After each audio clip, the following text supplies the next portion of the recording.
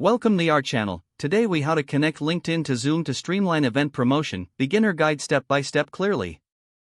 Open your web browser and go to the LinkedIn homepage. Log in to your LinkedIn account. Navigate to the events section on your LinkedIn profile. Click on the Create Event button. Fill in the required event details such as event name, date, time, and description. Scroll down to the option that allows you to add a video conference link. Select Zoom from the list of video conferencing options. If prompted, log into your Zoom account or authenticate your Zoom credentials. Once authenticated, link your Zoom account to LinkedIn. Return to the event details and confirm that the Zoom link has been added. Click on Create to finalize your event setup. Your LinkedIn event is now connected to Zoom.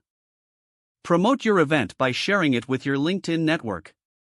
Encourage your connections to register through the LinkedIn platform.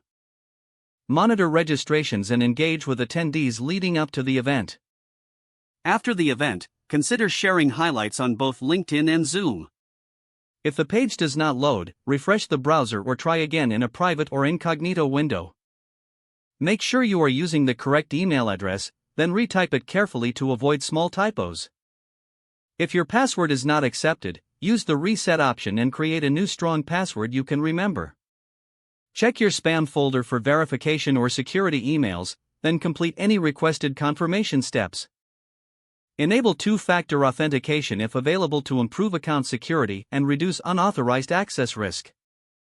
After signing in, review your profile details so your contact information and settings are accurate and current.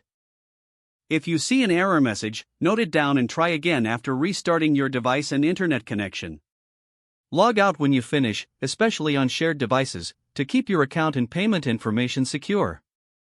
If the page does not load, refresh the browser or try again in a private or incognito window. Make sure you are using the correct email address, then retype it carefully to avoid small typos. If your password is not accepted, use the reset option and create a new strong password you can remember.